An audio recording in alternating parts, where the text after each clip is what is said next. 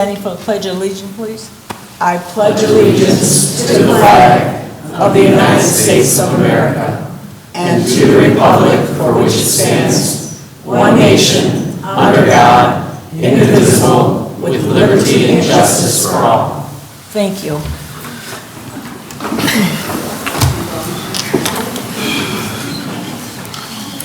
Before the clerk calls the roll, I would like to just say I see a whole lot of new faces I haven't seen before, and it feels good that you're here, giving us up your time. But I would like to remind you of some ground rules that we have here. This is a city council meeting. We all know that, but we do have rules, and I know sometimes they can get out of hand when we start clapping, and when we go over and above, it kind of out of order, and that's why I have to use Michael here. So I just named him Michael. So. But anyway, so I have to use Michael. So, and then if it gets too, because the last council meeting we had someone shout out, and we don't do that. You don't shout out. We're not here for a rally or anything, but we're here to do some serious business. And the business is about not individuals, but people. It's about you. So we all got to do that, and we all got to respect one another when you come to the microphone. So please, I'm asking you to please just say what you want, because this is your meeting. Your First Amendment right, and you always should be in a position where you stand up while you can stand up, because one day or something we won't be able to stand up.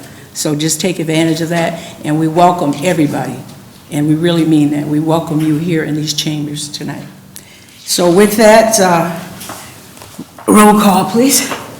Councilmember Archibald? Here. Councilmember Haremza? Councilmember Lamb? Here. Councilmember Mosrak? Here. Councilmember Payton? Here. Councilmember Pemberton? Here. Mayor Ashford? Present. Members, you have before you the City Council meeting of May the 27th. Is there a motion? So moved. Moved by Mayor Pro Tem Archibald and supported by Councilmember Lamb. Okay, is there any discussion? Hearing and seeing none. Roll call, please. Councilmember Archibald? Yes. Councilmember Lamb? Yes. Councilmember Mosrak? Yes. Councilmember Payton? Yes. Councilmember Pemberton? Yes. Mayor Ashford? Yes. Now we have presentations. Proclamation to recognize the month of June as LGBTQIA+ Pride Month. Okay, Bart, will you be accepting on behalf? I will. Okay. Can you join me at the podium, please? Absolutely.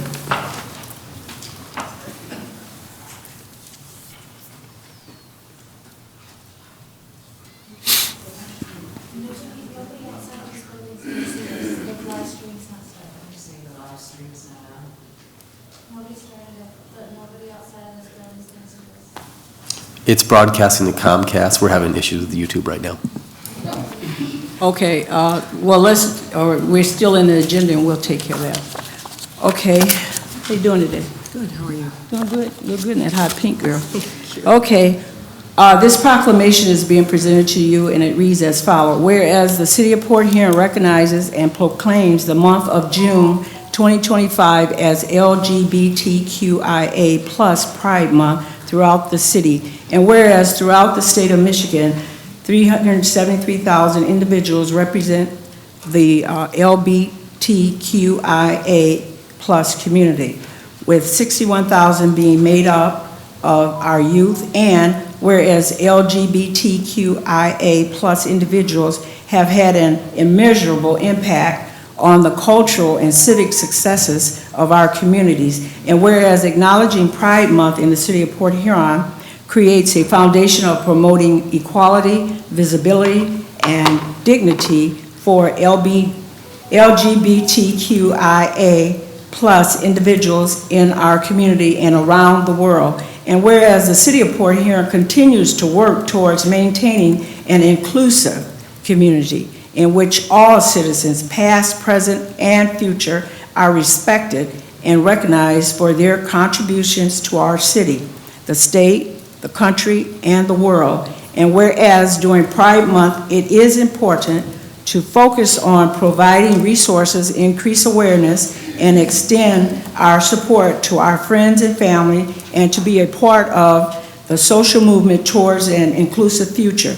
Now, therefore, I, Anita R. Ashford, by the authority vested in me as mayor of the city of Port Huron, do hereby proclaim June 2025 to be LGBTQIA+ Pride Month in the city of Port Huron in support of an inclusive community.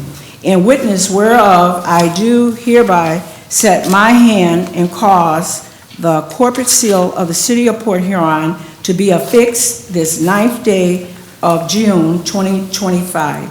Congratulations to each and every one here, and Thank you so much. thank you. Yeah.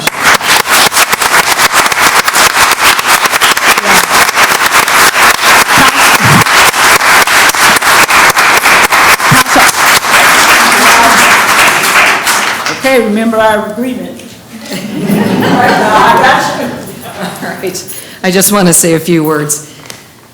I want to express my profound gratitude on behalf of Port Huron's LGBTQ+ community and beyond. Thank you to the mayor, city manager, council members. We live in a country founded on the principles that all people are created equal, and the recognition of Pride Month by our city reflects our town's efforts to more fully realize this promise.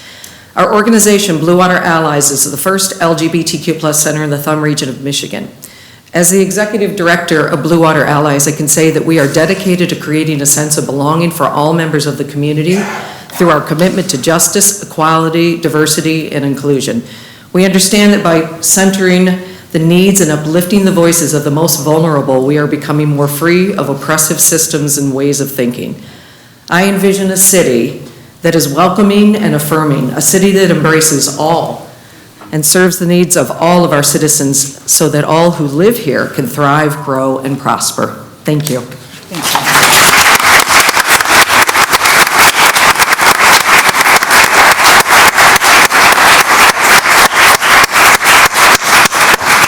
And now, if the clerk will move forth with the public hearings. To hear comments on the establishment of an obsolete property rehabilitation act district for the property at 901 Huron Avenue. Following the hearing, council will consider a resolution to establish the district. Public hearing number 250011 is open. Is there anyone here wishing to address the city council on that public hearing? Hearing and seeing none, closed. And now at this time, I beg your pardon? Blessed him. Oh, you blessed him, okay. Bless you. All right. Okay, so now we will hear a motion to establish the district. Is there a motion? So moved. Okay, moved by Councilmember Pemberton and supported by Mayor Pro Tem Archibald. Is there any discussion? Hearing none and seeing none. Call the roll, please. Councilmember Lamb? Yes. Councilmember Mosrak? Yes. Councilmember Payton? Yes. Councilmember Pemberton? Yes. Councilmember Archibald? Yes. Mayor Ashford? Yes. Number 2. To hear comments on the application for an obsolete property rehabilitation exemption certificate for 901 Huron Avenue for 5 years. Public hearing number 2 is now open. Do we have anyone in the audience that wish to come forth and speak to public hearing number 2? Seeing and hearing none, public hearing number 2 closed. Madam Mayor. Oh, Yeah, I just want to point out, Mr. Raditz couldn't be here tonight. He had a death in the family, but he expressed his gratitude to the mayor and council for establishing this district, and he's very excited about getting this project done for the city. oh, okay, thank you for that. Okay. Now we will hear a motion. So moved. Support. Okay, moved by Mayor Pro Tem Archibald and supported by Councilmember Pemberton. Roll call. Councilmember Mosrak? Yes. Councilmember Payton? Yes. Councilmember Pemberton? Yes. Councilmember Archibald? Yes. Councilmember Lamb? Yes. Mayor Ashford? Yes. Motion carried. Now is the time for our public comment, and I'd like to just read verbatim here. If anyone in the audience wishes to address the city council on any agenda item or any matter under the city's jurisdiction, now is the time to do so. You are allotted one 4-minute opportunity to make your comments. Please begin your comments by stating your name and address for the records. And you may come forward. Rachel Farquhar, 19th Ave. Mayor and council members, I want to thank you for your time. First, I want to say thank you to City Manager James Freed for his responsiveness and engagement regarding this issue, and to all of you on the City Council for your willingness to keep this important conversation going. Of course, I'm talking about chickens. We don't always agree, but the fact that this discussion is continuing shows a real commitment to listening to residents, and I appreciate that. I'm here to urge you to support a 2-year trial ordinance, the same ordinance that the city manager or the city attorney has presented, allowing backyard chickens so that when the people ultimately vote on this, they can base their decision on facts and actual experience, and not on fear or misinformation. First, the natural context on the bird flu. Over the past 8 months, more than 52 million commercial birds, mostly egg-laying hens, have been killed because of the highly pathogenic avian influenza. These outbreaks are happening in large commercial operations, not backyard flocks. The USDA data shows that less than 1% of bird flu cases involve backyard chickens. The virus spreads through wild birds and commercial farm practices, not from well-managed small flocks. Banning backyard chickens won't prevent bird flu, but smart, balanced rules and education can ensure that responsible owners manage their flocks safely. Second, food security. Egg prices remain high and volatile. Sometimes they are double what they were a few years ago. And for the first time in decades, the U.S. is even having to import eggs from other countries. Allowing small backyard flocks provides a simple way for families to contribute to their own food supply, helps diversify local food sources, and reduces our resilience on the increasingly fragile industrial food system. Why we need to act now and why a mailed survey is not the answer. I've heard there's an interest in spending taxpayer dollars to mail a survey about this issue. And I respectfully suggest that this is wasteful spending. No survey was mailed when the original ban was put in place. Citizens did not get to vote on the ban. It was enacted without broad public input. Now, before even allowing a small-scale trial, we're talking about spending public money on a survey. That is not responsible use of the taxpayer dollars. A 2-year trial costs nothing and gives us the best data possible, actual local experience. And after 2 years, the public can weigh in with real facts and not speculation. There's a pending case out of Douglas, Michigan, where a property owner is challenging their city's total ban on chickens under the 14th Amendment, arguing that it violates their constitutional rights to use their property as they see fit. That case is moving forward and could set legal precedent across the state, including for us. Enacting a balanced ordinance now, especially on a trial basis, would demonstrate that our city respects both public health and residential property rights, and helping us reduce our legal risk as a city. In closing, the national bird flu outbreaks are not being driven by backyard chickens. Our food supply remains fragile. Local food security matters. Mail a survey when no survey was sent to impose the original ban is a waste of taxpayer money. Thank you. Thank you very much, Ms. Rucker.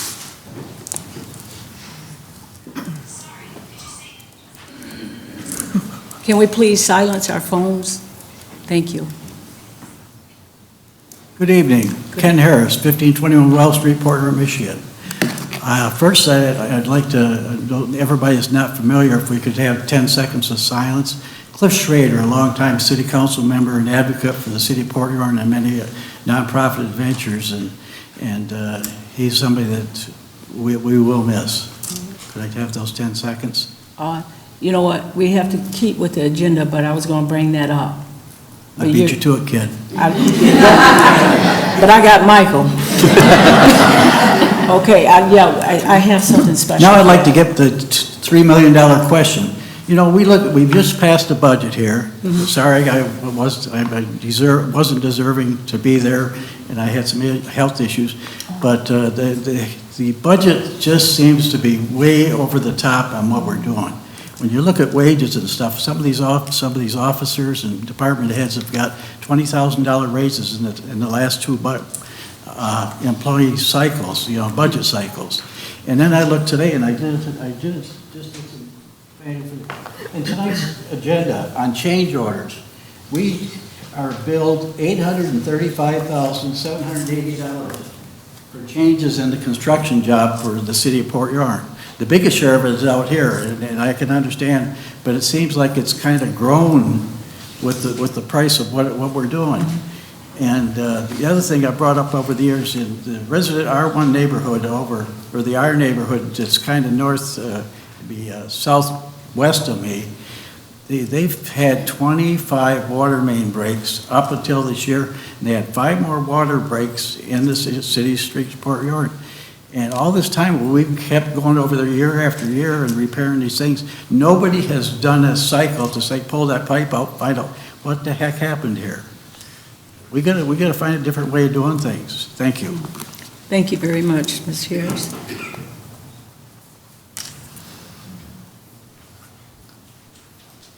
Hello, my name is Cecily Shoulders, and I live at 3035 24th Street. And I'm reading a public comment from Veronica Steele, who's a resident of Port Huron. I want to speak in support of Mayor Ashford's leadership, and more specifically, to affirm her right to speak freely and openly about governance, oversight, and concerns involving the city manager or other officials. 2 recent U.S. Supreme Court decisions affirm her legal protection. Linkey versus Freed in 2024. Yes, the very same James Freed. In that case, the Supreme Court held that public officials maintain their personal First Amendment rights when speaking on matters of public concern, unless they are speaking in an official capacity and claiming governmental authority. If City Manager Freed was protected in that case, then surely Mayor Ashford is equally protected when using her voice to call for transparency and reform. 2, Trump versus United States, 2024. This ruling held that even controversial officials, including a former president, even on his last day of duty, are immune from prosecution for actions taken within their official duties.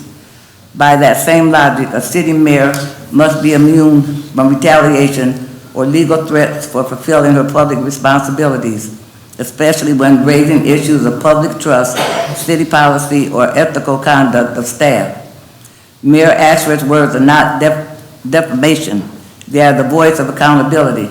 In a community that has long witnessed questions of governance, we should not punish the first leader in years to speak plainly and ask hard questions.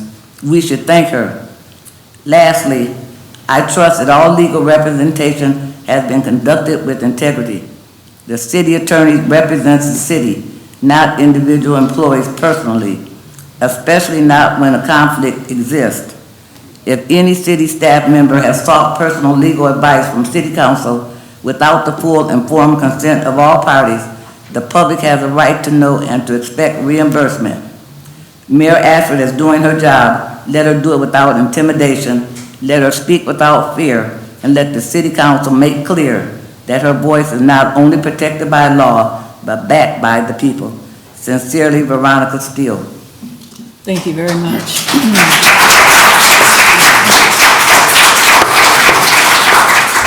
Good evening, Mayor and Council and City Manager Freed. Alfonso Amos, former resident of John L. Street, happened to leave the city of Port Huron because of the actions of a lot of you all here. And I wanted to come in first and foremost say thank you to Mayor Ashford for her leadership. As I'm still in the area, I still have a business and I still do community work in this city. Her support in all of those endeavors has been awe-inspiring. when she shows up without a formal invitation. It means a lot. Now, to the rest. I would rather be sleeping and taking a nap or watching my favorite TV show, but one thing I dislike is bullies. And the actions that I see, the statements in the newspaper regarding how the mayor shows up, and this fictitious figment of imagination of how Pauline Rep showed up as mayor is wildly insane.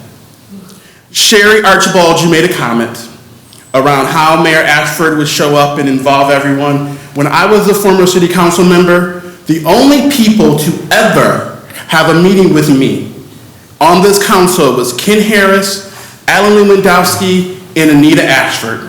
Mayor Rep never called my phone. Mayor Rep never scheduled a one-on-one meeting with me. Mayor Rep never shared anything regarding a meeting agenda with me.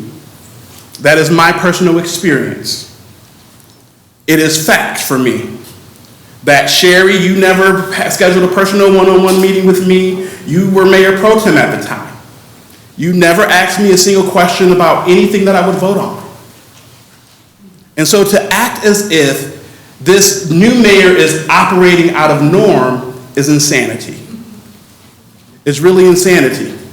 And Mr. Pemberton, this is going to you because I'm highly, highly disappointed in how you show up. As a fellow Christian, first and foremost, the verbal attacks, the clear picture that you're auditioning for higher office is wild. You state that you haven't done certain things when I know it's false. And I know it's false because you all go out to eat at restaurants where a lot of my friends happen to be bartenders and servers. They actually record a lot of your conversations and snap pictures all the time. And so I know when statements are being made about Sherry and her daughter stealing from the golf course. I know when statements are being made about Terry and drunk driving. I know when these statements are being made. And you all can put me on record. I have people that have signed formal affidavits and signed notarized letters stating everything that I'm saying here so nobody can say they're suing me for defamation. So to act like this mayor is a problem is mind-blowing. When we talk, I got 54 seconds. When we talk evaluations, I work a job. I'm pretty sure many of you work a job. You get evaluated. Most of the time they do a mid-year, then the end of the year evaluation. Many of you evaluate your staff. For us to go back and forth about an evaluation of the city manager, which if you all were in tune to the voters, they're asking for it. The people are asking for it. So in the same letter that you send out for the chickens, put in there a survey around the city manager's evaluation and see what feedback you get from the people. Thank you so much. Have a great day.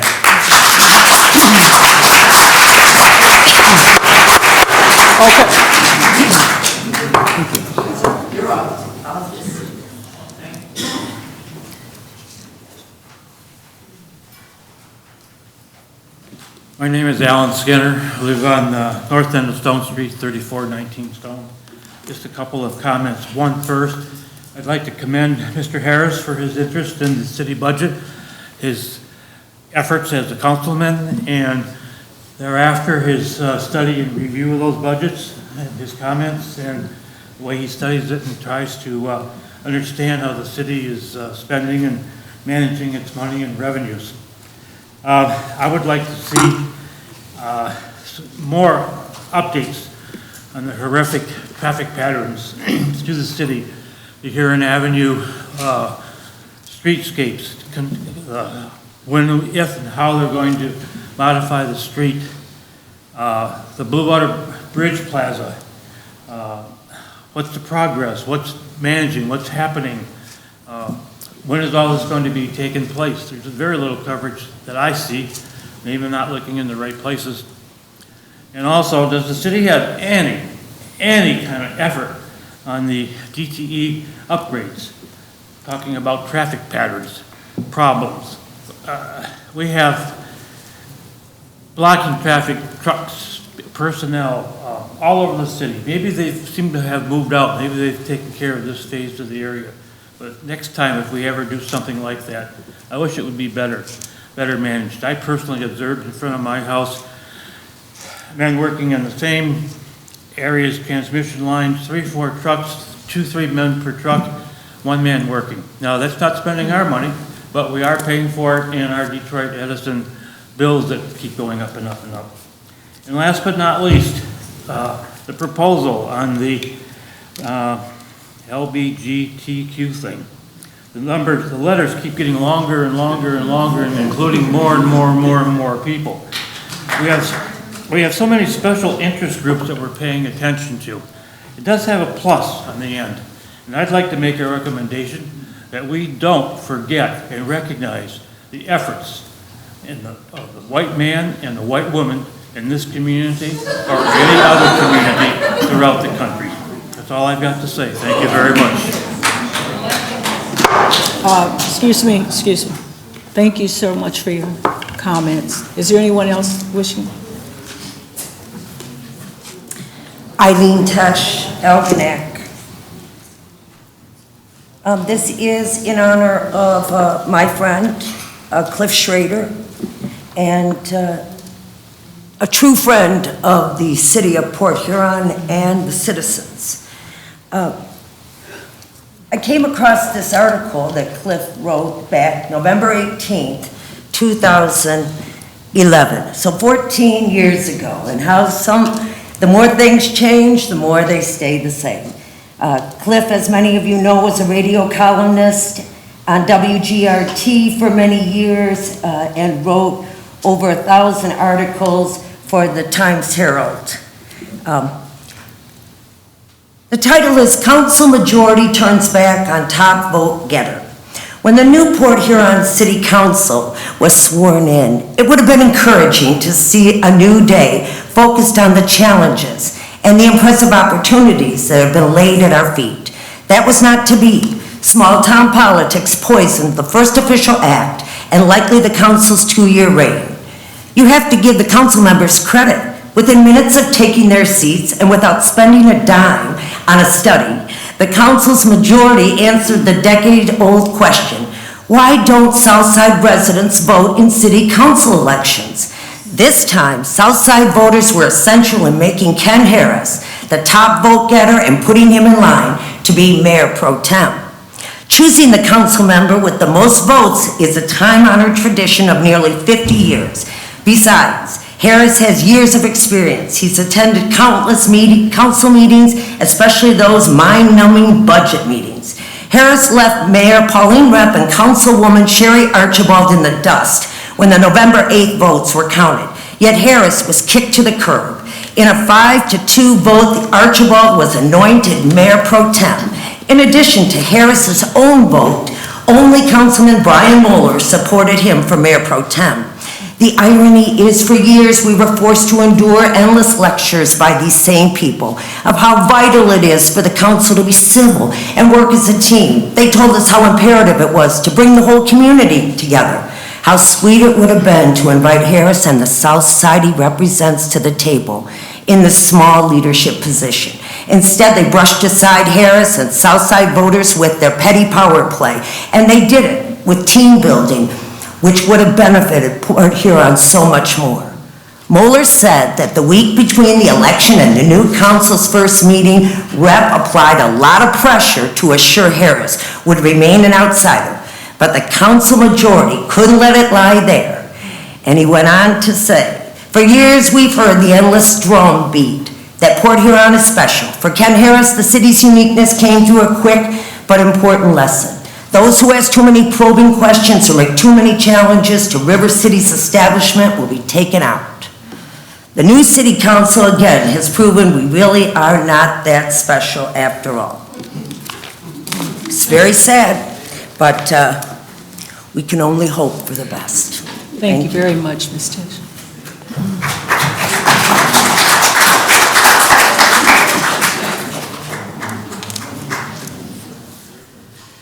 My name is Jessica Jeffrey. I'm at 1013 Garfield. I'd like to talk to you all about transparency for a moment.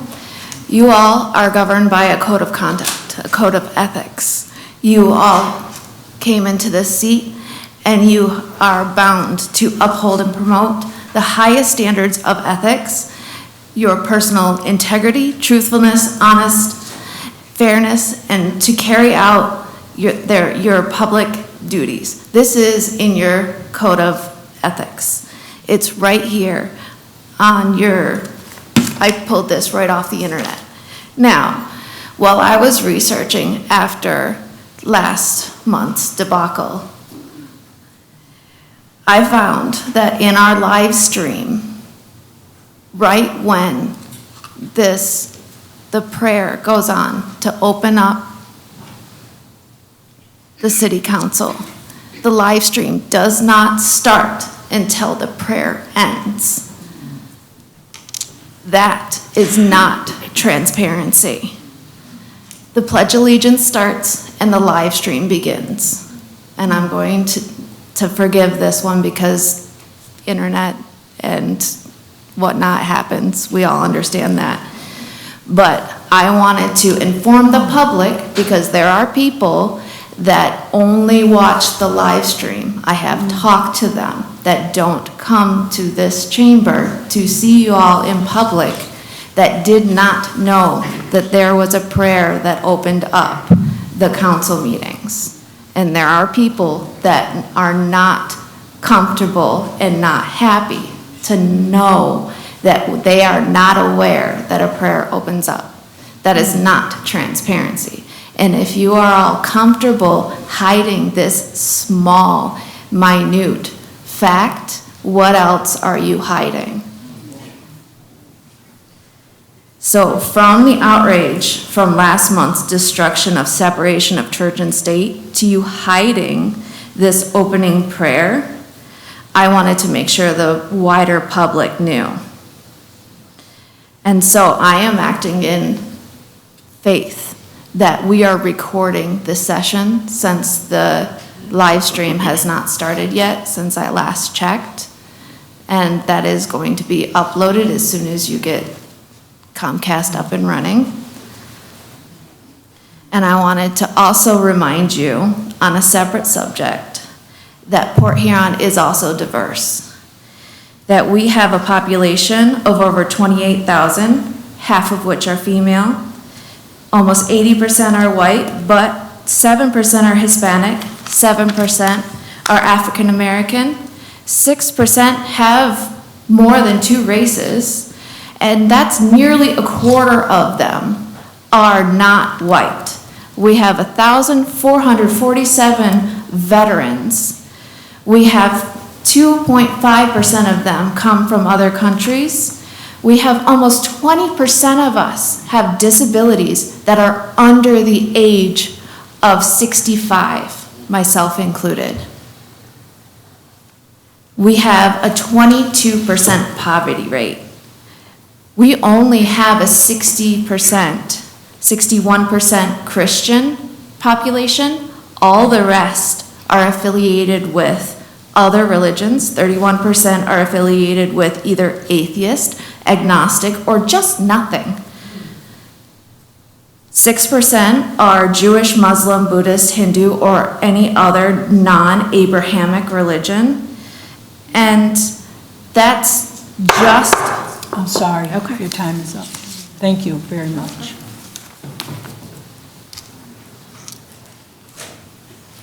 Good evening, Curtis Carl, Port Huron Township.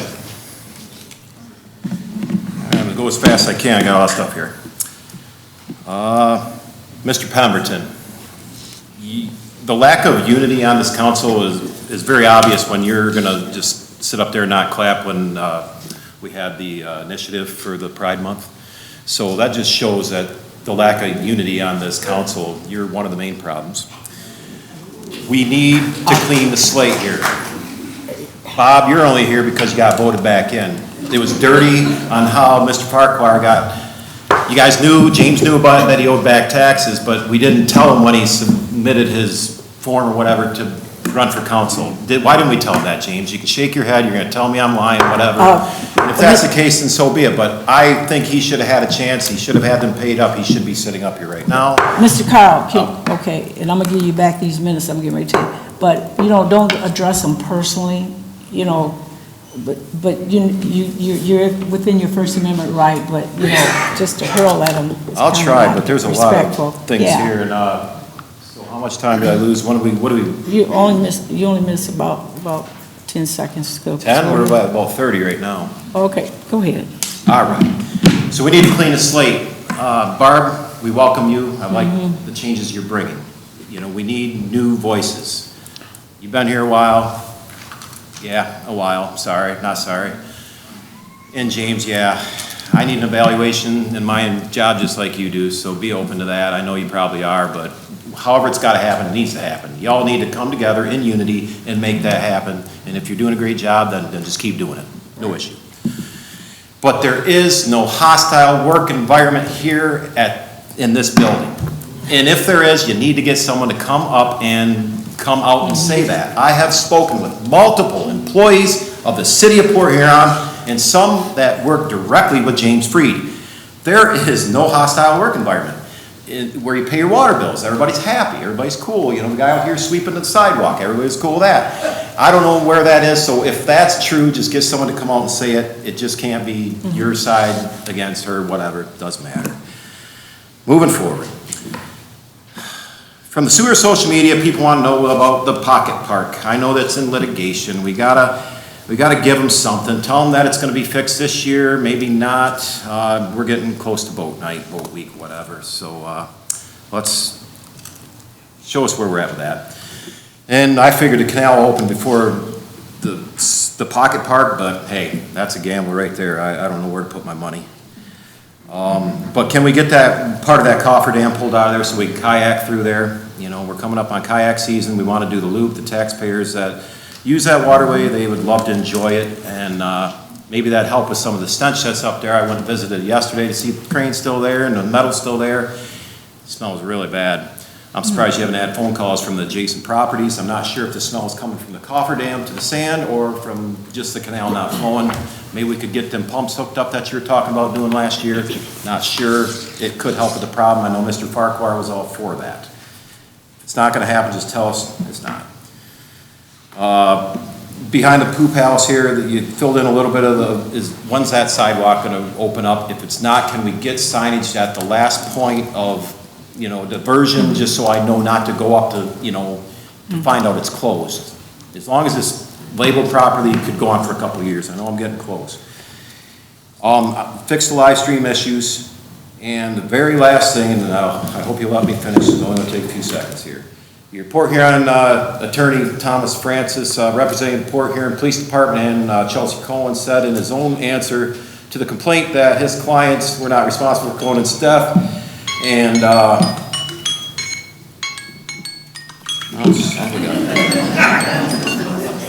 so anyways, he says that in his own answer to the complaint that clients were not responsible for Conan's death. I got a few more seconds that the evidence was already dead when Cohen arrived on scene. Who's lying? Because Chelsea said he was resisting when she showed up. Okay, thank you. We need to know that answer. I want it in 30 seconds. No, I gave it to you. You gave it to me. Yeah, I gave you one. Go ahead. Hello, my name is Donovan Schooler. I'm a resident of 2516 Gratiot Avenue. I just want to begin by expressing my appreciation for the recent change to the speed limit on Gratiot Avenue near the park. Lowering it to 25 miles an hour was a positive step. As a resident, I do truly value that move for the safety of our children who cross the road and attend the park. The only thing is the signs alone don't seem to be enough. Many drivers are still speeding just right across that park area.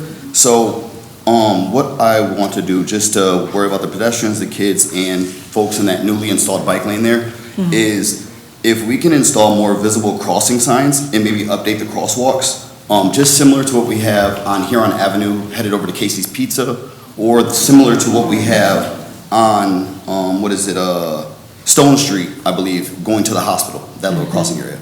I just want to try to update those at the most minimal cost we can, just to make it more visible. We lowered it to 25, and there's only one sign there. When people come around near the DoubleTree, they're just used to it going up to 35. So that's all I have. Thank you so much. All right, thank you. Hello, I'm John Middleton, 1011 Cedar Street. I don't have a lot of heat to bring. I kind of feel kind of weak tonight. Well, I did have, it was a 5-day coma, so I'm still going.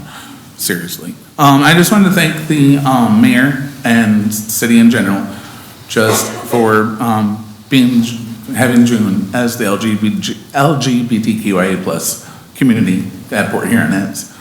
Also, I do still also want to remind people, James Freed was one person that did reach out at the time when our communities were under control, were feeling under attack, the trans community especially. It's letting our trans community and LGBTQIA plus community know that Port Huron is a safe space, and I just wanted to recognize that and thank that as well. But also, being a person that grew up in Port Huron, my grandfather was the township supervisor my whole entire life. I skateboarded, was one of the better skateboarders in Pine Grove Park as a kid. So I couldn't be known as gay because my grandfather would kill me and I would lose all my street cred. So I couldn't do that. And there was a Wu-Tang board at Alpine. I would lose my discount that Dustin wouldn't give me because I was a homo. So he said it. But either way, I just wanted to thank Port Huron. I mean this literally from the bottom of my heart, from a person that grew up in this community as a closeted homosexual child, as a kid that did go through a lot of mental health issues, that did leave Port Huron because of that, just so I could be me, just so I could celebrate Pride Month in West Hollywood, Chicago, Berlin, and in the UK. And I still haven't, like, Pride last year here was still the best Pride I've ever been at.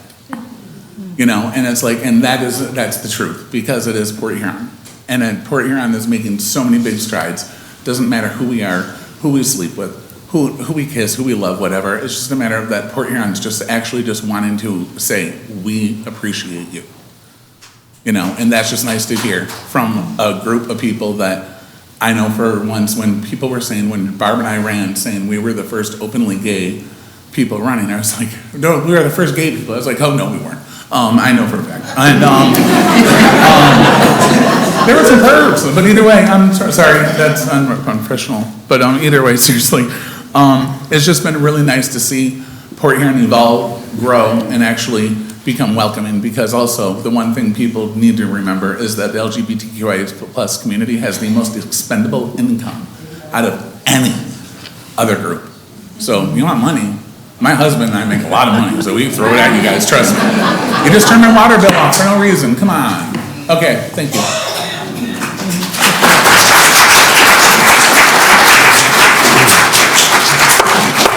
Okay. Mayor, Welcome. City Manager, Mayor Pro Tem and Council. I'm Angela Kelly, 1410 11th Street. This is year 3 that I'm up here and I'm asking you to stripe the city streets. But first we would have to repair them. I come up and this is a new city council, but I'm letting you know this is year 3 that I've asked about the school zones. Another gentleman brought up the crosswalks. They're not striped. If we could at least just do the crosswalks. Also, there's no lower speed limit in those area signs. Even the sign that's, showing, I think there is at Roosevelt, but the sign that's showing, hey, there's people walking here. So I'm just asking about those. For whatever reason, our streets are in disrepair again.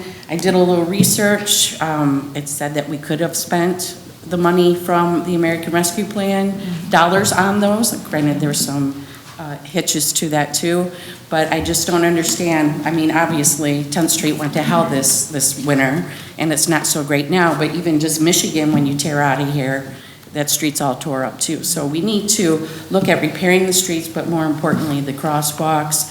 I ride a bicycle. I'm down again with my back, but it's also great core exercise to get everything going. So we have to remember that this is tourist attraction here with our bike lanes and bike safety. And if we can't do that properly, and even at the crosswalks, that's a big issue.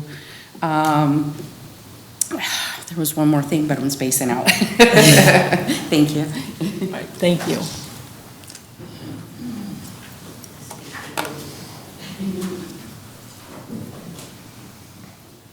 Hi, everyone. My name is Jessica. I'm here to talk about, in a sense, a parking ordinance that I had happen to me on Sunday. So as some of you might know, recognizing me. I work downtown at a restaurant at Senor Tequila. My coworkers and I have been parking back at McMorran Plaza for the past 3 years. And in that parking area, it says 3-hour parking, but that has never been enforced until Sunday. I received a $13 parking ticket. I am not here to dispute a $13 parking ticket. All I'm here to talk about is that an ordinance that I guess is supposed to be enforced hasn't been enforced for the past 3 years. And so I took it upon myself to post that on the Port Huron Facebook page. And I got a lot of feedback, some nice and some not so nice, and that's why I'm here, because someone recommended me coming here and speaking about it. They said that I was lucky that I never got a ticket before, and that my luck ran out. But if the parking ordinance was enforced 3 years ago when I started parking there, along with all my other coworkers and all your visitors and customers that are coming around, I probably wouldn't have parked there.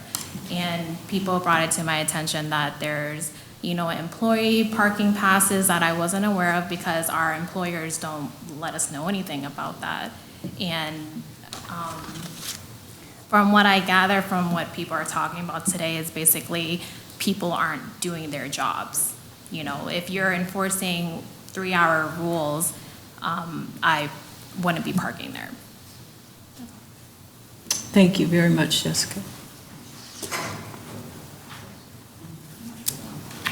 Is there anyone else wishing to address the council?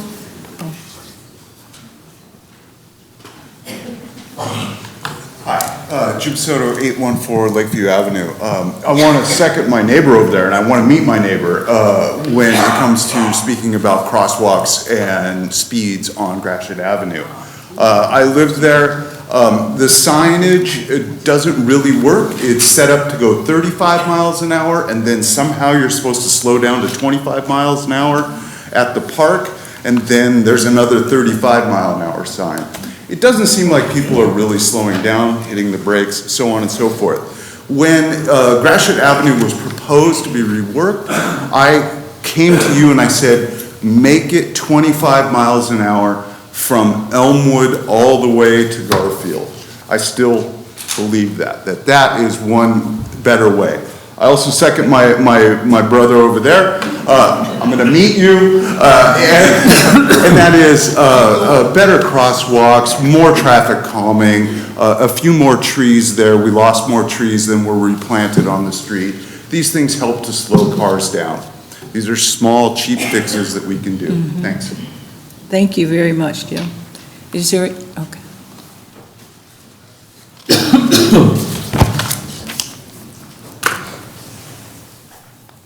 TJ Gaffney, 2747 Military Street. 3 quick things. Number one, as a parent of a member of the LGBTQIA community, I thank you very, very much for reinforcing the fact that we are a community and should be a community that brings in everyone and takes care of everyone. Number two, as someone who grew up on the north side on Gratiot Avenue, 4444, and as someone who now lives on Military Street in the 2700 block, preach on both of you, because guess what? Where we live, there is nothing that slows anybody down. We've had at least 2 incidences, one of which my child watched happen, where speeding cars have run into front porches and destroyed them. Okay? Something needs to be done too about Military Street. It's used as a raceway. Cars come down there at 60 and 70 miles an hour without even thinking about it, motorcycles, etc. Anybody who lives along that corridor knows what I'm talking about. Now, I see an opportunity that's coming that I think would be an excellent chance to help with that, and that is with the new building going in or being rebuilt at the foot of Connor. I know there's an interest in putting in a stoplight there. That would help. I would also suggest potentially looking at the same type of thing at Reed Avenue. But the fact of the matter is, having no light until you get all the way from Ravenswood down to basically Union area, or not Union area, but Griswold area, is part of the reason that we have that happening. And really, we need to really truly sit down and look at it, because I'll be honest, as a parent who raised kids there, it scared me to death to see how cars came down there. And then the last thing, and Jim, just one other thing I will mention, there has been a project going on for a number of years, basically ever since the 50th anniversary of the Port Huron Statement, to at least get an historical marker. And politics aside, whether you believed in the Students for Democratic Society or any of that movement, the reality of it is a part of history. And the fact that we don't recognize something that 90% of the people who don't know Port Huron know the Port Huron Statement, and a lot of us don't even know about the Port Huron Statement, and yes, I know it took place in Lakeport, but the reality of it is we are finally getting an historical marker, and that man right there is the reason that it's happening. He's been doing it for 15 years with no support, and only a few people who financially came out of their own pocket to pay the $3,000 bill for that marker. And somebody, I at least think, needs to know that. Thank you. Thank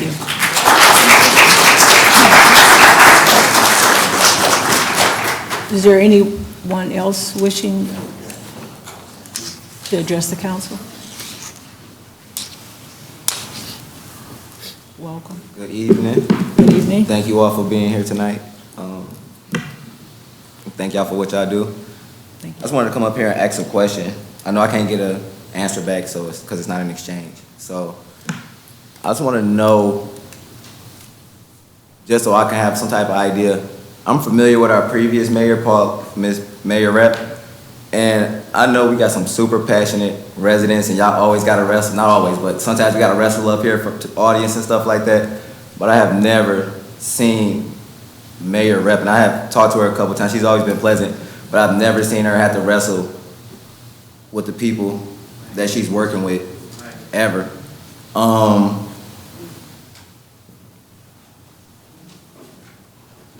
I'm not really going to, again, I'm just trying to figure it out. Every time I see something on the news or every time I hear something, I try to figure it out. I try to figure out what the difference between these two women is. I know they both help out their community a lot. They both been in politics a long time. They both very intelligent, just from my conversation with them. And I just can't figure out what is the difference and why this mayor is getting so much pushback. And I kind of lost my train of thought because I was trying to respond to this young man that came up here earlier.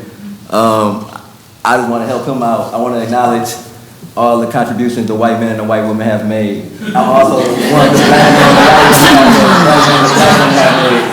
And the contributions that the gay community have given to. Sir, address the council. I'm sorry. I want to thank the human race for their contributions. I want to thank everybody for being here. Councilmember Mosierek, if I'm saying your name right, sir. Councilmember Lamb, Councilmember Pemberton, thank y'all for being here because I ain't got to do this job. Y'all don't have to be here. Thank you. Thank you, City Manager James Freed. You don't have to be here. You don't have to do this job. You're doing it. Thank you, Mayor Ashford. Thank you for doing an honorable job. Thank you, Cindy Clerk, John Seck. Thank you, Councilmember Payton. Thank you, Mayor Pro Tem Archibald. I want you to have a great night, and thank y'all for hearing me out. Thank you very much.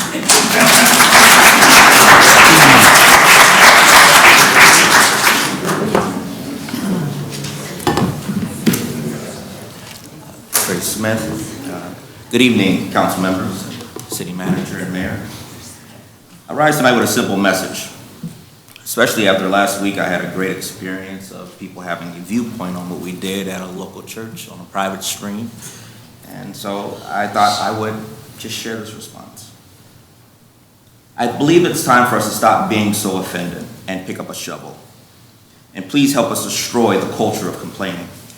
We are living in a time when everybody has something to say, but almost nobody is showing up to do the work. We are offended by change. We are offended by truth. We are offended by inclusion. Meanwhile, our city is awaiting leaders and laborers and vision carriers. Let me speak plainly. Being offended is not a ministry. Complaining is not a calling. Neither one of them will build the kind of Port Huron that we claim to want.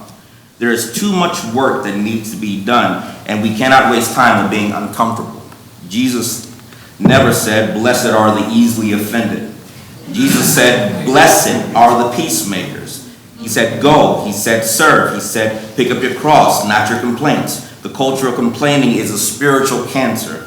It poisons unity. It delays progress. It gives people the illusion of involvement while they do absolutely nothing. We need to destroy that culture in our churches, in our neighborhoods, and yes, even in this chamber. So I say to every person listening, put the offense down and pick up a shovel. Show me your hands, not your hashtags. Show me your efforts, not just your outrage. If you want to see housing built, youth empowered, families restored, justice roll through the city, it won't come through commentary, but it will come through constructions, spiritual, civic, and structural. We are not here to babysit egos. We are here to break ground. So to this council, to these wonderful people, we will build a city that will not bow to offense, that doesn't worship complaints, and doesn't wait on comfort to do what is right. Let us dig deep. Let us be loud with love. Let us destroy what divides us and construct what heals. And let's remember the contributions that all people have, because we all play a part in making this city great.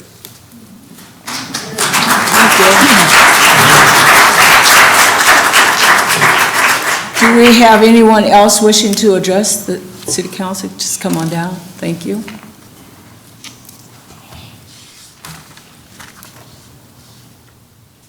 Good evening. Good evening. Darren Parker, 1402 Military Street. I'm honored to stand before you this June beneath the radiant sun and within this beautiful city to represent a minority. I've lived here for the last 9 years and have been able to find a place I call home. I've found community, environmental enrichment, and love. Within that, I have also seen the dark side.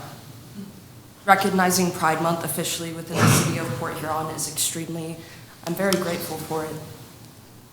This recognition paves the way for understanding and acceptance among us. For within this beautiful city, amongst its abundance, faces the crisis of this new day and age, where I am afraid to walk the streets. I have been physically assaulted, verbally berated, threatened, and it has increased substantially within the last 6 months as things continue to change. Their belligerence runs off my shoulders, though. My empowerment finds me questioning how we can make a difference. And thank you to the city, to McMorran Plaza for hosting our events. Gives us the space to be ourselves and to walk in freedom, to find our new age of liberation. And to those who don't understand, get used to it. We will not be erased, and we are not going anywhere. People like myself have hope for a future where we do not preach to condemn anybody else. We learn to listen, to understand, to consider, and to love. And I ask each and every one of you to carefully judge the people that you surround yourselves with. We are facing a humanitarian transformation with a fire bigger and bolder than just you and I alone. I wish to give recognition to the police department for hosting self-defense classes downtown at the Blue Water Alley Center. This place I call my second home. People like myself should not have to operate out of survival mode, but we can make a difference through recognition, support, and conversation. This is why I claim my space here and now, to help you walk a mile in my shoes and express gratitude for the growth and evolution within the city. I'd like to ask for further recognition towards DEI training within whatever limitations you see fit. This is an extremely diverse city with enough space for all of us. And the only other statement I have is I would love to have more trees around here. I walk everywhere I go and there's not enough shade. So, thank you for your time tonight.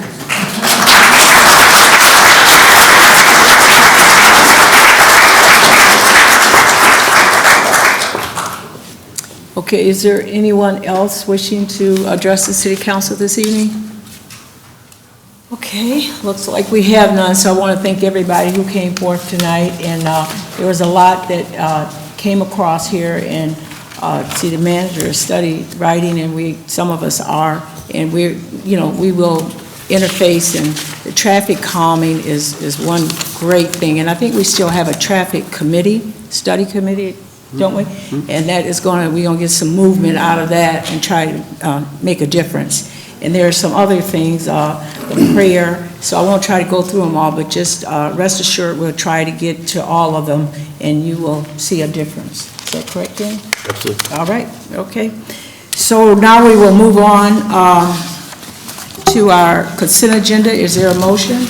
So moved. Support. Moved by Councilmember Mosrak and supported by Councilmember Lamb. Okay, any discussion? Hearing none, roll call. Councilmember Peyton? Yes. Councilmember Pemberton? Yes. Councilmember Archibald? Yes. Councilmember Lamb? Yes. Councilmember Mosrak? Yes.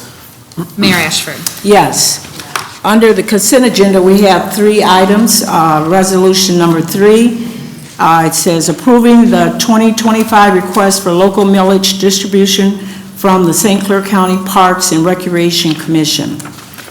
Resolution number 4, scheduling a public hearing for June 23rd, 2025 to hear comments from all persons interested in the maintenance costs of the Huron Avenue Streetscape project from the north side of Black River to the south side of McMorran Boulevard, and approving the various resolution for the declaration and the preparation of a special assessment roll and other matters associated with the special assessment district.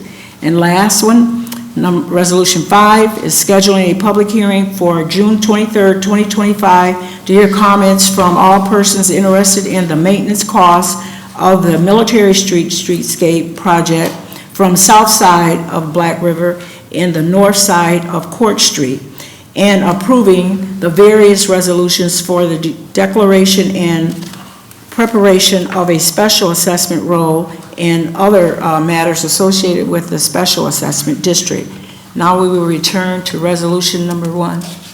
Authorizing 19 payments. Is there a motion? So moved. Moved by Mayor Pro Tem Archibald and supported by Lamb again? Councilmember Mosrak, okay. Any discussion? Hearing none, call the vote. Councilmember Pemberton? Yes. Councilmember Archibald? Yes. Councilmember Lamb? Yes. Councilmember Mosrak? Yes. Councilmember Peyton? Yes. Mayor Ashford? Yes. Resolution number 2. Approving the allocation of home ARPA funding to the Blue Water Community Action in the amount of $218,489.76 for the purpose of providing tenant-based rental assistance. Is there a motion? So moved. Moved by Councilmember Lamb and Second. and supported by Councilmember Peyton. Any discussion? Hearing none, roll call. Councilmember Archibald? Yes. Councilmember Lamb? Yes. Councilmember Mosrak? Yes. Councilmember Peyton? Yes. Councilmember Pemberton? Yes. Mayor Ashford? Yes.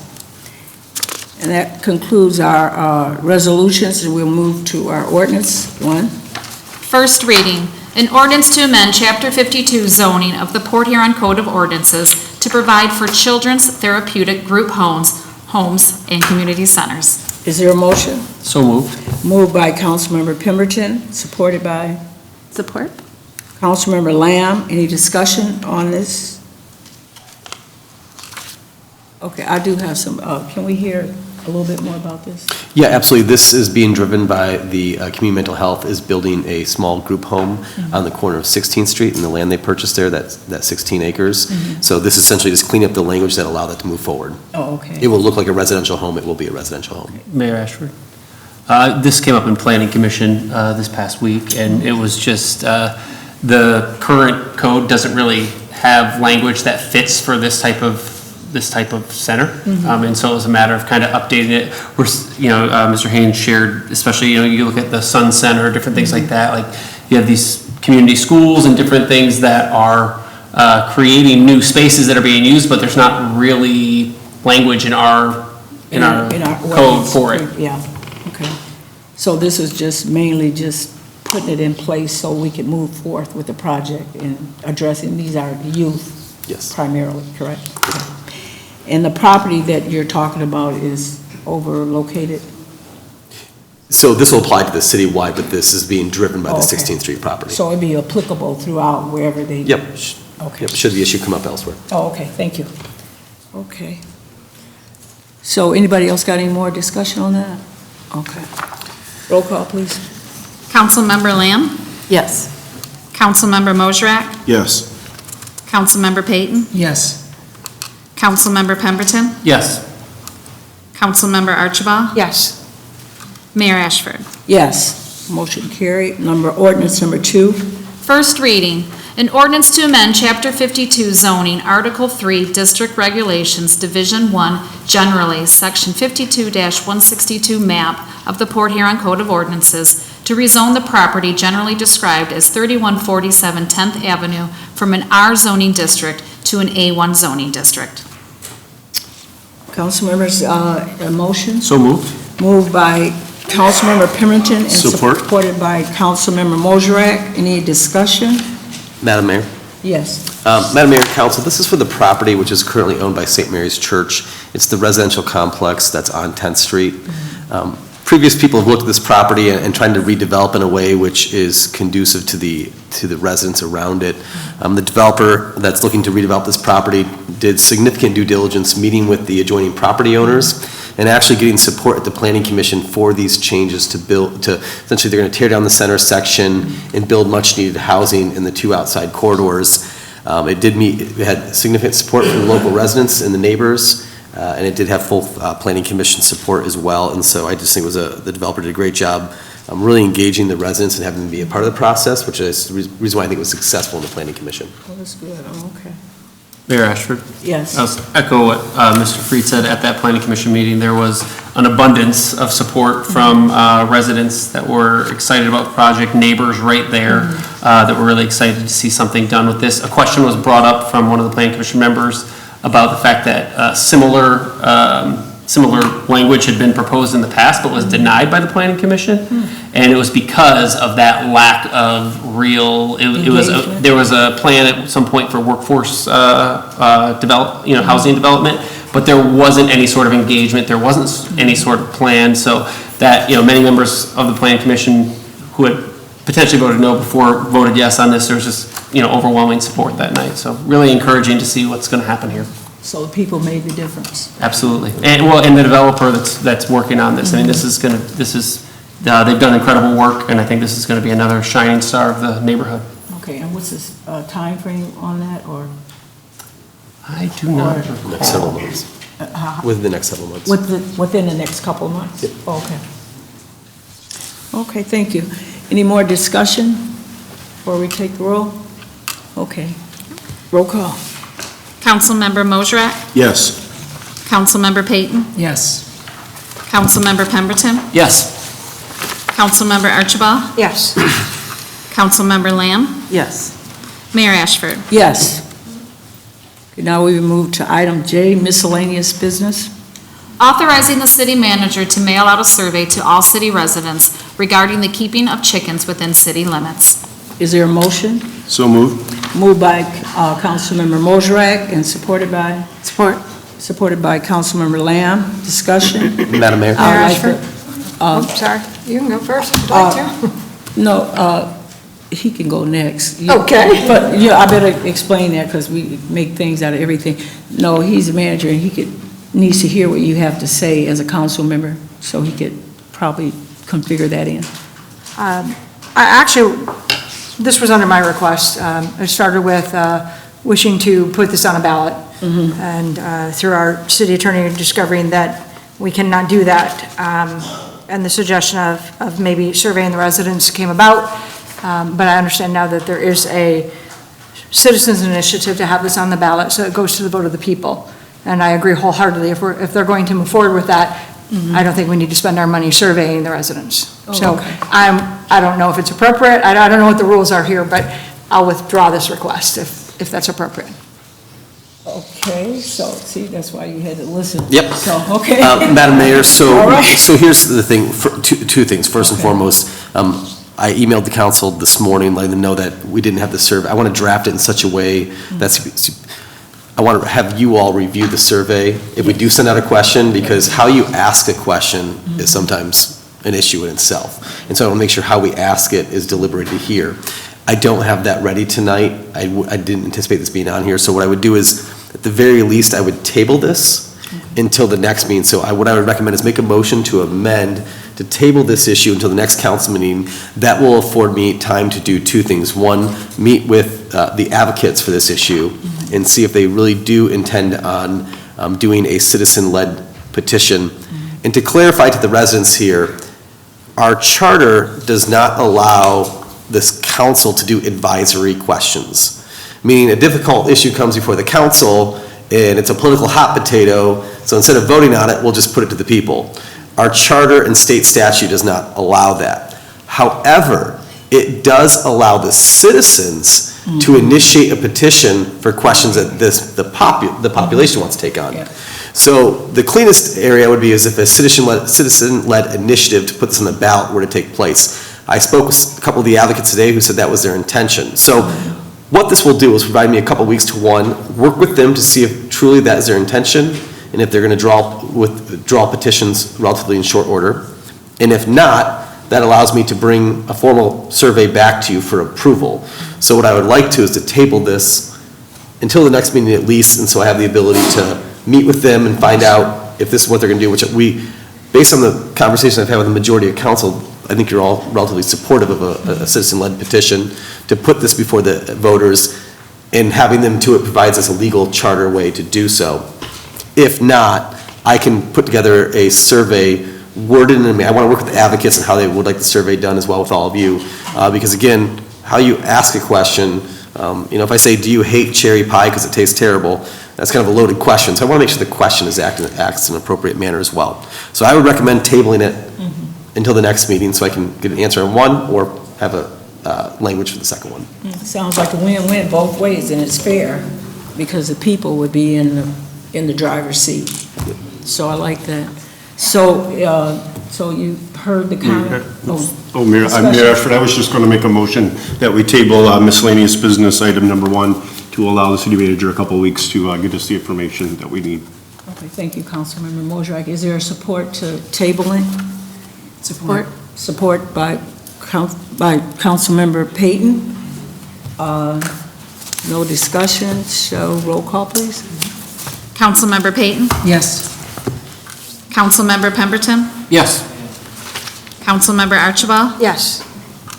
Councilmember Lamb? Yes. Councilmember Mosrach? Yes. Mayor Ashford? Yes. Okay, now we arrived at the announcement portion here.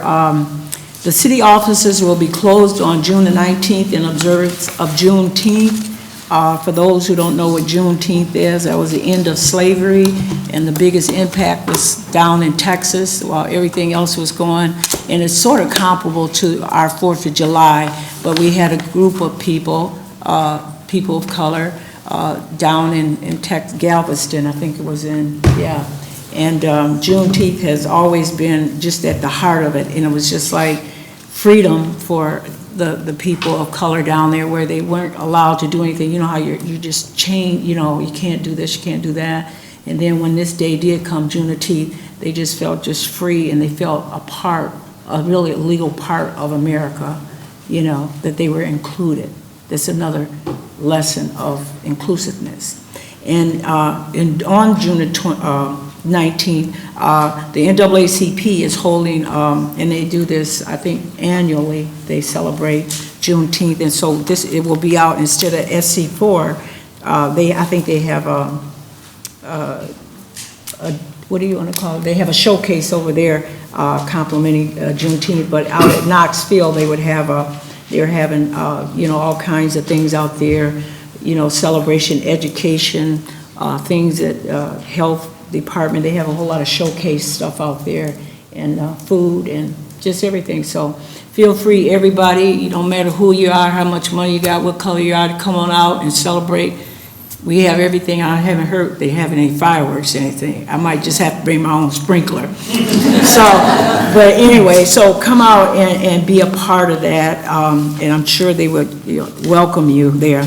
And I just want to emphasize again that when you get up there and speak, you're not just speaking, to a wall. You're speaking to people that really care, and we do care. We may have some differences, and that's what life is. If we were the same, it'd be the most boring country or boring life you ever lived. So, but we just have to learn to try to, appreciate and respect and give one another, from the heart, kind of. Because that's where it lasts. When you put it in your mind, you're allowed to go anywhere. So, you know what, I'm going to deviate here if it's okay with the council before we do adjourn. The city manager asked me, I told him I had to think about it, so I hadn't thought about it. So I'm going to let him have some words with you tonight. So we all want what's best for our city. Sometimes you get in things, it's the city that counts. It's not, it'll never be about me and James or you or Barb or Archibald or anybody, but it's going to be about you. You're front and center. That's why we ran to be elected, to serve you and make Port Huron the best city we can be, okay? And that's not saying that you're not going to have issues. That's just who we are. We're all unique. You're born like that. And I think somebody come up here, the young lady, she said, get over it.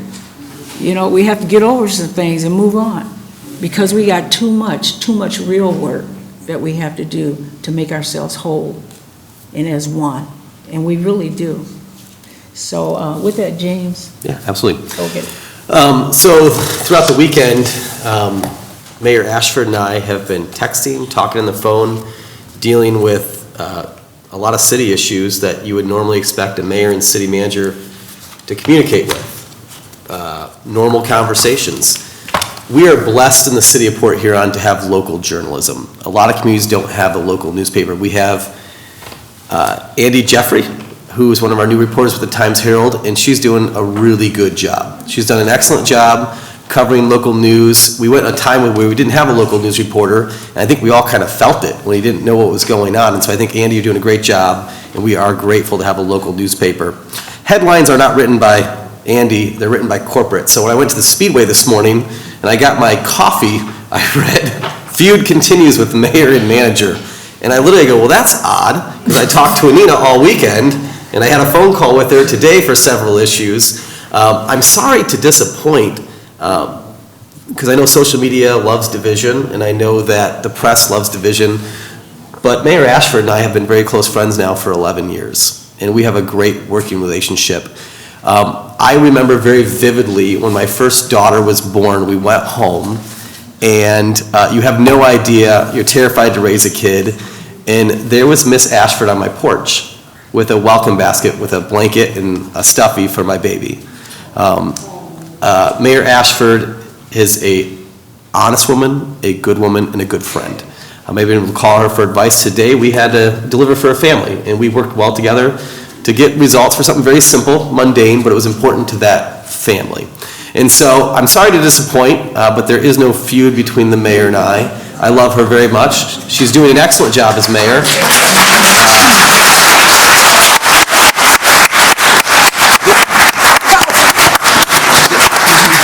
There are times when the mayor and I will have differences, and that will be behind closed doors, but due to Freedom of Information Act, private conversations and things that weren't meant for public make it public.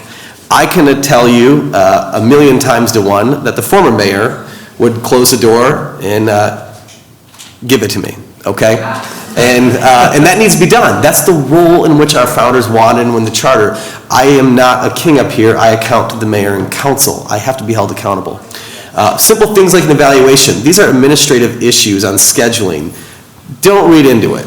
Of course I want an evaluation. If you're doing a good job, you want a paper trail of that in the future. And so these are just administrative small things that I think have gotten blown way out of proportion. But I just want to say, don't be disappointed that Anita and I, actually, Mayor Ashford and I, get along very well and have a very good working relationship. And she's doing a great job, and we're going to make sure she continues to do a good job. And the city staff, not just the department heads, but the staff on the ground, we are committed to giving the mayor and council what they need to be successful, because I live in this community. I want the mayor and council to be successful. It means my family lives in a successful and prosperous community. And so I just wanted to clarify that. I want to thank the mayor for this weekend. I mean, her and I worked together on several issues to get results for the people of Port Huron, and we never let the press or social media divide us, and so thank you for the good relationship. You're welcome. I would just like to say, before you, Michael, be seated, please. I just like to say, yeah, and we did work together. You know, it's in progress, because you just don't do something, you still have to, you know, it's like building relationships.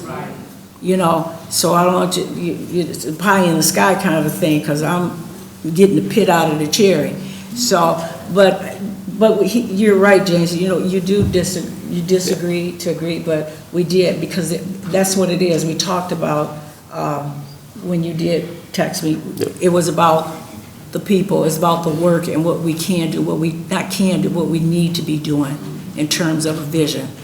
So I'm not saying that there's nothing that, you know, like it's 100% or all that kind of stuff. It's just, you just work with it and you be open. Okay, so that's what it is, you know. Mayor Ashford. And people, my dad used to say, wait a minute, my dad used to say, Anita, don't you ever chase a lie. So when you don't hear from me, doesn't mean that I'm just, you know, a Pollyanna or whatever. But you just don't chase lies. There's no sense in it. You know, it's waste. Now, if it was the truth, and there's no way in this world I would hurt the people I serve. We're already tangled in this world with stuff. We got too much going on, too much to divide us. We need to find out and do what can bring us together that counts. And that's you. You know, I'm not asking you to fall in love. There's so many different meanings of love. I'm not asking for that. But we are asking for respect in this council. And I think all of them up here need to do some soul searching. So you saw it. You sit out there. You see it. You can say a lot of things, but it don't have to be that way. It doesn't, you know. So all I can say is a work in progress, and we're working on it. I'm not going anywhere. I was elected mayor of the city of Port Huron, and I'm going to do my job. I took an oath of office to protect and lead you guys, and we're going to do that, and we're going to do it together, and we'll find a way to make that stick and make you feel it when it's time to be felt, really felt. So, God bless you. Mayor Ashford. Councilmember, did you have something to say? I do not. Okay. Mayor Ashford. Oh, it was you? I'm glad that you clarified that, because many people came up to the podium tonight and it made it sound like they didn't think that we could work together and there was bickering or whatever. And I'm glad that you clarified all that. And on the other hand, though, we did kind of miss our goals session, so maybe we could have a time where we could actually comment on a few goals and clarify some of this misunderstanding for anybody that has any kind of questions. Well, yeah, with all due respect, the goal session is about the people. Us is another kind of session. And the people that came and spoke, just like anybody, regardless of their subject or how they said it, that's their First Amendment right. And what they said, I don't disagree with any of it, because we need to hear things. It can't always be like what we want. You need to hear. Right. How can we act until we hear? I'm sure that we each have our own specific goals that we would like to accomplish. Yeah, I would just like to accomplish goals. So I don't want to put me first. I want to put the people first. So, but we still can have a goal session. All right, thank you. Okay. So if all minds are, oh yeah, and I did say here, thank you. That's why you got to work together. Over this past weekend, I attended Cliff Schrader's on behalf of the council, and the city manager also had written a letter and everything, and I attended his services. And I also attended, you may remember, Ms. Pocadella, one of the school teachers. She passed away. She was so sweet. She had everybody. She had a beautiful service too, and so did Cliff, and you know. So, and took part. I just snuck in, Ms. Cadellas, because I didn't even know she had passed away. And I had on my jogging suit and everything, and your Rhonda, I was picking up something in the office. I said, oh, she said, Anita, I saw your, picture with her back in the day. And she said, was that you? I said, yeah. And she said, she died. I thought, what? You know how you just get that wow, like, I didn't know she had passed. And I'm sitting here, she said, well, her services is this morning. And I'm sitting there in my jogging, I was like, oh, Lord. And I lived too far to go back to get there, so just a long story short, I went over there in my jogging and said, I hadn't ran yet, so I didn't smell. So I went over there and I tried to sit in the back and look incognito, incognito, all right. They said, are you Miss Asher? Amir Asher. I thought, oh, Lord. I thought I just wanted to come to her, So, I just want to come because everybody loved her. And Cliff, his son, Jordan said it best. You either loved him or you hated him or whatever, but he stood up and he loved the city of Port Huron. So if we could just stand for just a brief moment before we do that, take off your hats. On behalf of Cliff.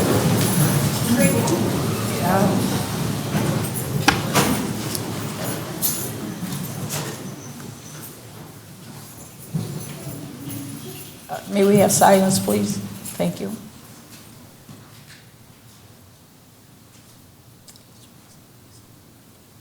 Thank you. Council, do I hear a motion for adjournment? So moved. So moved.